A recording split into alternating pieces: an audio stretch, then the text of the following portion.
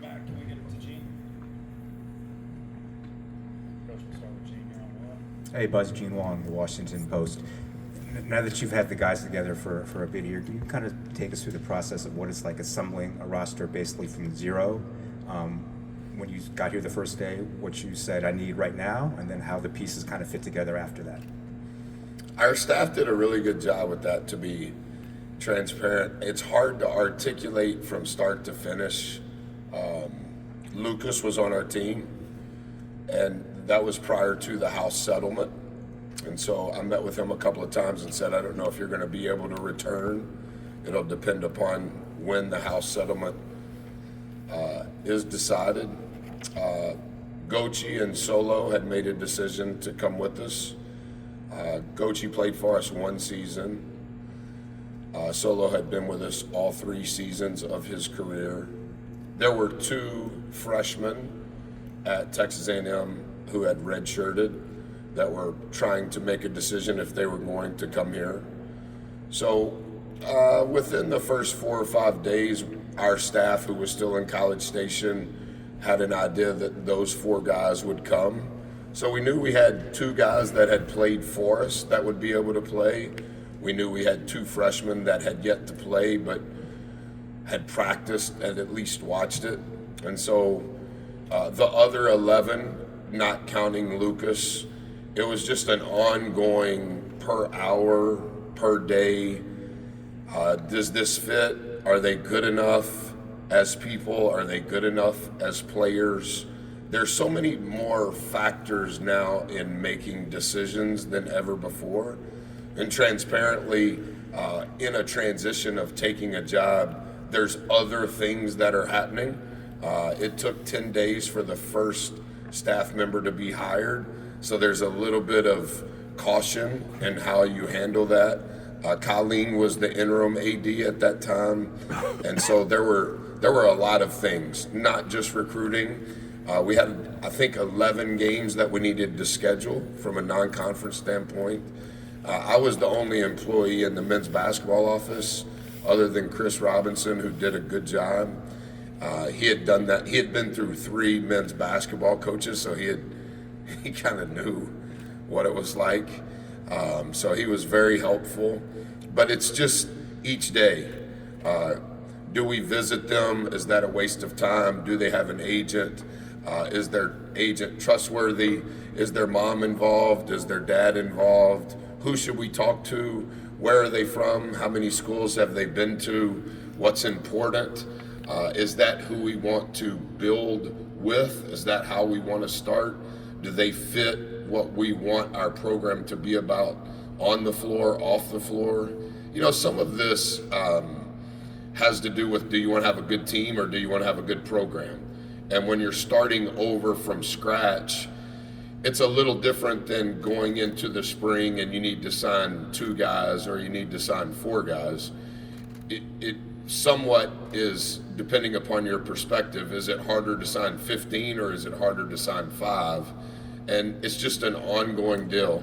And with each passing day, the background check of our staff was unfolding. Some of them were getting hired. Some of them were able to get to the hotel that I was staying in.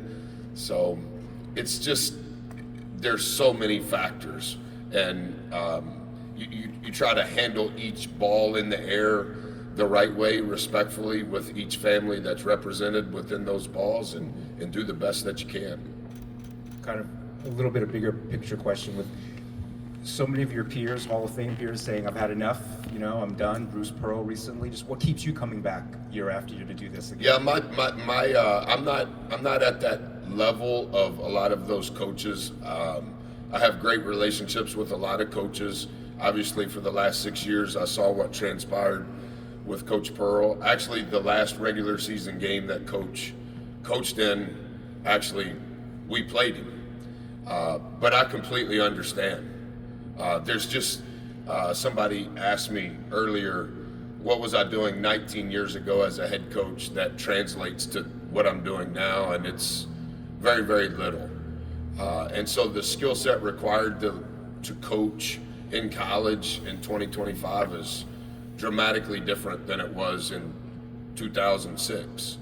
I think the skill set to be an assistant coach, dramatically different. And so the only reason I want to do it is I still love being around people. I like being on a team. I haven't not been on a team since I was in 4th grade. I'm a little fearful of how I would handle not being on a team. I don't think I have to be the head coach. I've not been the head coach more times than I have been the head coach. So I love kids. I want to try to impact their life. But I'm a little on the other side of I've resigned myself to what the exposure has become, the opinions have become, some of the factors that you can't control. But I still can control loving people. I still can control trying to hold people accountable to being their best and trying to help positively change their life. But I understand more so than ever that you're judged in accordance with your results. And so I've tried to detach myself from my identity being specific to the results and more specific to the people that hopefully I can have a positive impact on. And I think there's going to be more and more and more of those coaches. Hey Coach, Michael Howes, the Baltimore Sun. With 15 new faces in this locker room, what should the realistic expectations be for this team? Will they be competitive right out the gate? It's hard to know. What our expectations are, we didn't practice today, we practiced yesterday. Yesterday was our 26th practice, and we've had a lot of volatility in those 26 practices. Maybe 4 to 6 of those practices have been what I would deem high major good practices in regards to the work that was accomplished, the efficiency from start to finish. We've had more bad days than we've had good days, but I don't think that those 15 players would say the same thing. Their numbers would probably be inverse. So what we are trying to be consumed with is, can we be a little better tomorrow than we were yesterday? But to say, like, where are we at in the Big Ten and what is the expectation? Our expectation is we need to change our better and get better, and then try to focus on improving instead of proving someone else's expectations outside the program. And then the boot camp in the fall, how beneficial is that for the team when building chemistry to have them go through that conditioning together? Yeah, it's a little archaic in regards to how we go about it. We probably spend the first 20 days that we're allowed to work with our team probably in a way that puts us further behind schematically. We probably lose a game or two before Christmas every year that we shouldn't, and we probably win a game or two after Valentine's Day that we shouldn't. And I personally think, not because it's me, I do think some of what takes place in individual workouts, in boot camp, I think that shared suffering creates a commonality of what we want to be about. It's where the leaders begin to learn to lead. It's where the followers learn how to follow better. It's where those that need to use their voice learn how to use it for the first time. And it's where those who learn to listen and execute become important. It doesn't happen very often anymore because you have to try to create this bubble of everybody's going to see this, the managers are going to see this, the trainers are going to see this, the assistant coaches are going to see this. But what happens is good people still want to be held accountable. And so within how we measure individuals and boot camp, those players have great growth because it's so uncomfortable, because they know we're measuring each component of it. So it's 3 weeks of, we probably should learn out of bounds plays. We probably should put in a zone offense. And then we get to this time 3 weeks later, and as a coach, we feel way behind strategically, but the group is much closer because of what they went through in those first 3 weeks. George? Hey Buzz, George Gerba, Washington Times. You've coached in the Big East, ACC, SEC, now here in the Big Ten. a league that kind of prides itself on the physicality and also talented guard play. How do you see your team and the composition of your team and your coaching style fitting into that, or does it necessarily? Well, thus far we don't know. We've tried to adjust in regards to our roster as we learn the leagues, each place that we've been. I think all coaches would say, regardless of the league, they want to try to have an identity in how they play. Sometimes that identity becomes a style. Are they going to play motion? Are they going to play zone? Are they going to play fast? Are they going to play slow? I've never tried to be the coach that had a style other than what best fits their team, and how can that current team, how can we put them in a position to be as successful as possible. We're probably behind in understanding the Big Ten. It seems like it's an eternity until we play, even though I know it's still going to happen really soon. We've just tried to spend as much time investing in our players, their skill, who they are, what we want to be about on and off the floor. And we probably, as a staff, haven't done a good job. I for sure haven't done a good job of understanding what's upcoming, just because I've tried to be consumed and model the behavior I want our players to have in regards to being better today. And I know you've been in the area 6 months, and of course from your time at Virginia Tech, knowing the region well, people of the state have an immense amount of pride in this institution and your university. Who has kind of brought you along in kind of explaining that and getting that through, that how much people care about Maryland and Maryland basketball? Everybody I've met. That's the first thing they tell me after they tell me their name, when they graduated from here, how many NBA players played on this floor at Cole Fieldhouse here, how many Hall of Fame coaches they've had here. So anybody I've met, they've all shared their sentiment on what you said. I do have two questions for you, Buzz. But Kyle Goon, Baltimore Banner. First, I mean, you've mentioned it that you talked extensively to President Pines throughout your interview process. Then Jim Smith comes after you. What has building a relationship with an AD who did not hire you been like, and what sort of have you kind of had to kind of feel out in your relationship with Jim and as you kind of get set up here in College Park? Dr. Pines was great, and similar to what I said the day I was hired, he was very open and honest about where things were, what had transpired, what he was looking for. That was very appealing. It was just my wife and I in that meeting. Obviously, Colleen was there.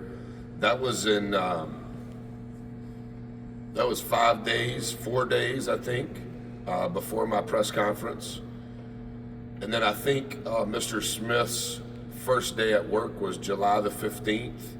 I met with him twice prior to him being here full time. He was coming back from Atlanta before the All-Star game. He's been phenomenal.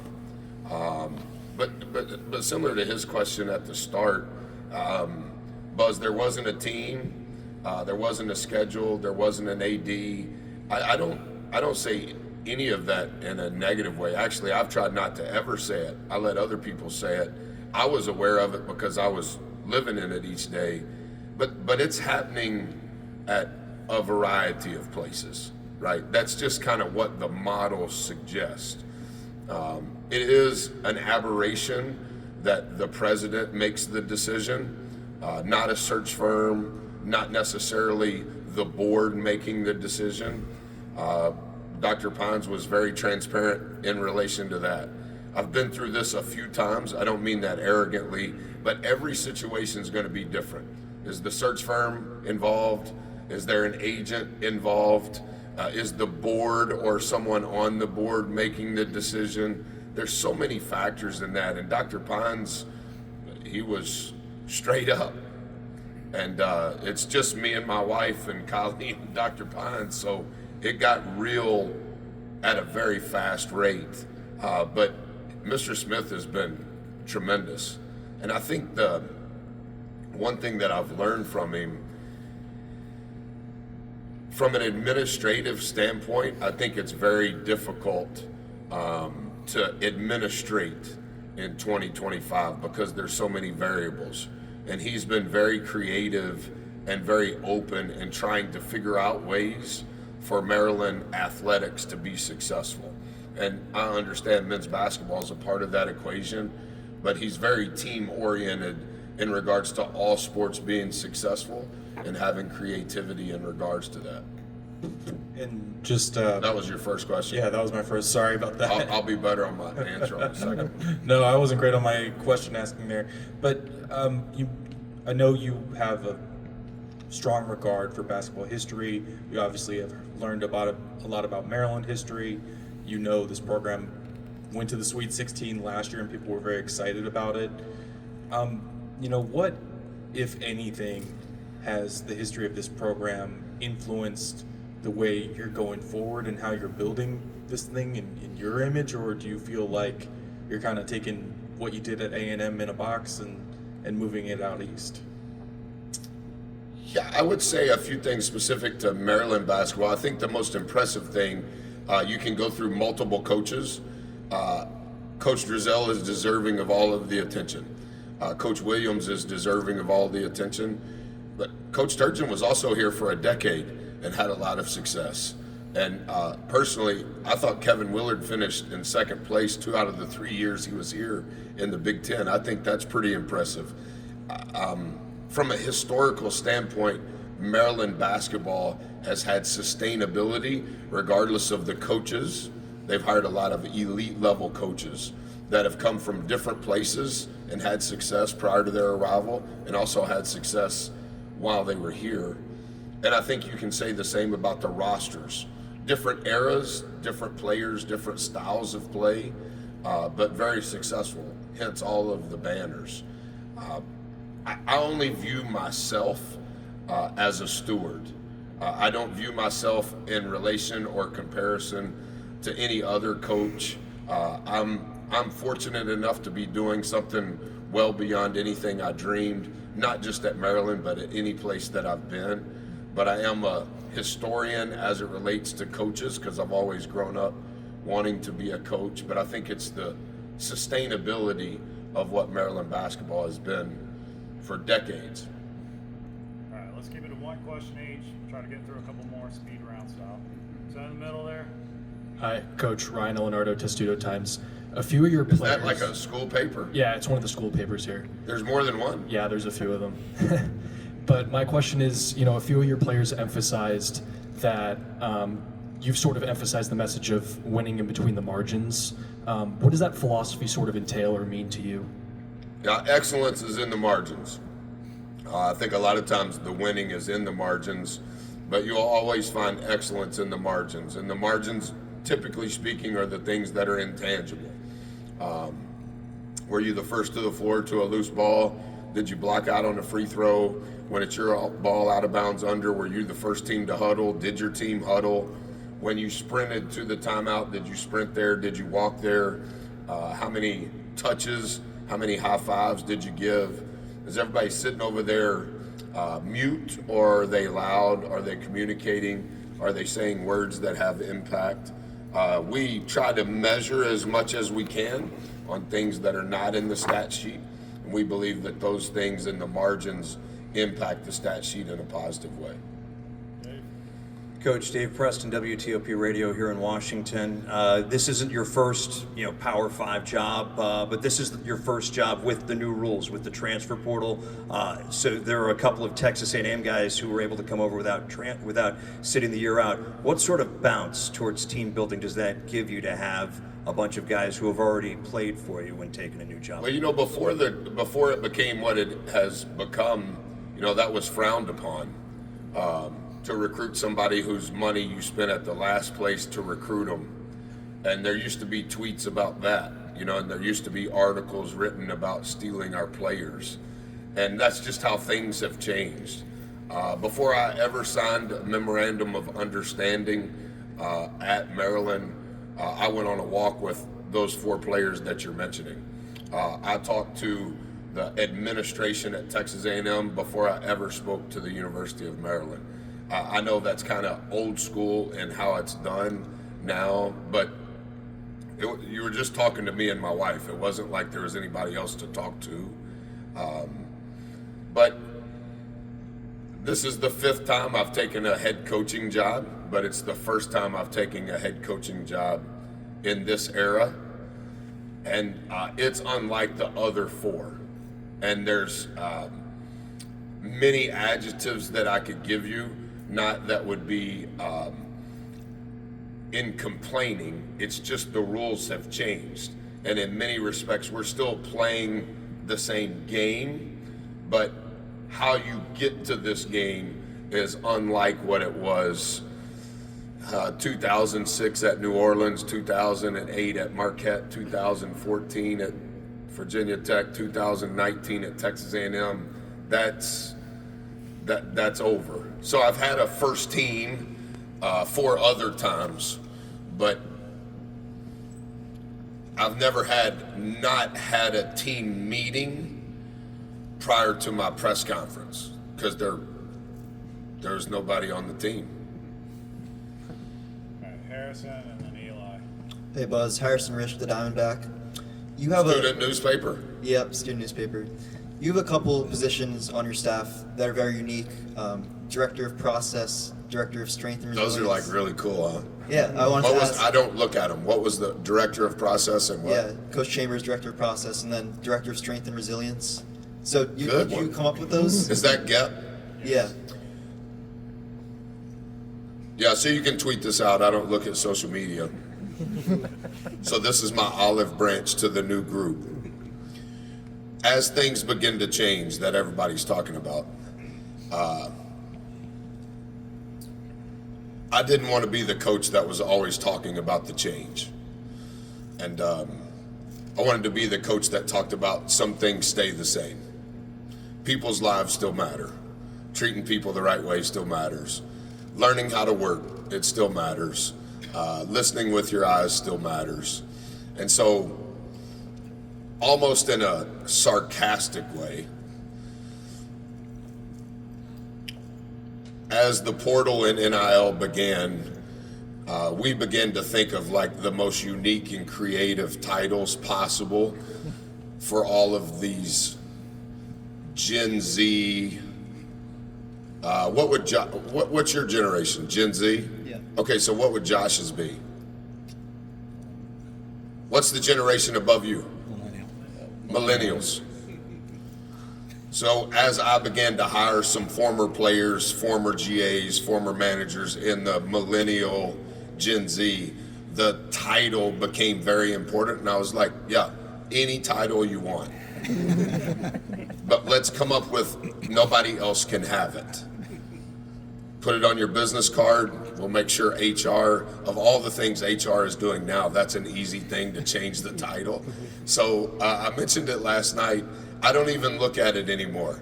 I can tell you how long they've been with us. It's 97 years. I remember how it all started, but I think Rock may be the only one that's like just straight up assistant coach. Devin's associate head coach and defensive coordinator. Lyle's offensive coordinator. GY has a fancy title. Kayla's Gen Z. I asked Kayla, hey Kayla, look up whatever you want your title to be and let's add your favorite 2 together, add a comma. Grant has a normal one. Grant's a millennial. He's just director of basketball operations. Is that all it is? But he came from the NFL, so he didn't know we were doing this sort of thing. So I think Rock is the only straight up assistant on the staff.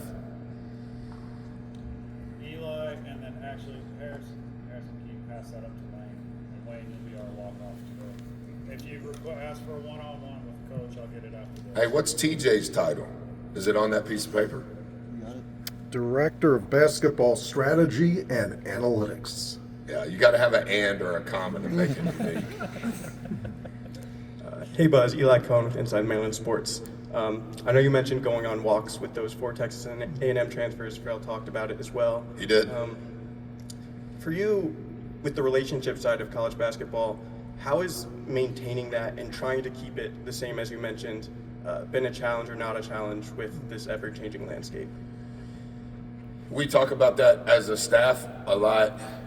We were among the lowest in the country at the Power 4 level in relation to transfer rate.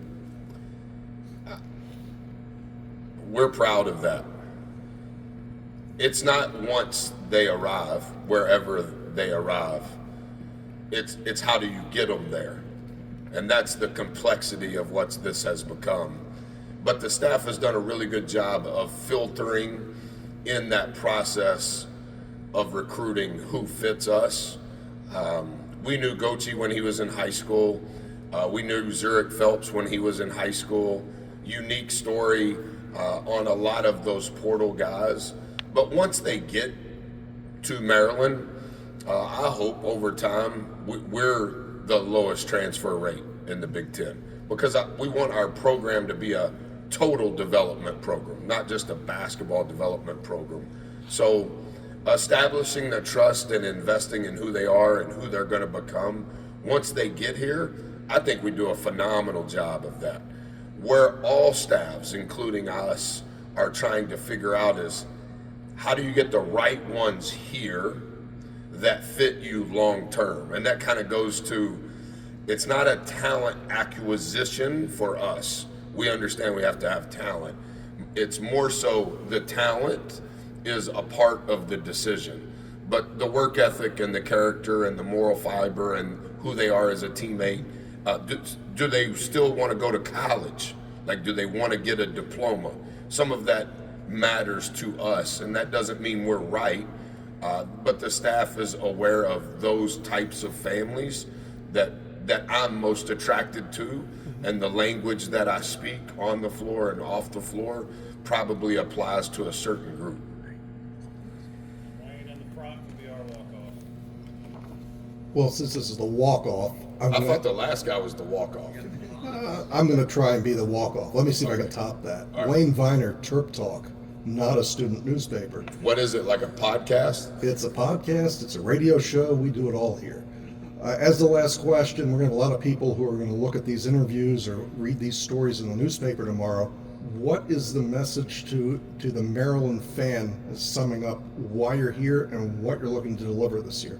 We're really excited, and we'd like them to be at the game on Monday night. That'll be our first rep for all of us at Xfinity. And so we need it to be just as close to what it'll be, or what we anticipate it'll be the following Friday in game number 1. We're going to try to play really hard, try to play for one another, try to represent the institution on the floor and off the floor in a way that they would be proud of. We're just at the beginning.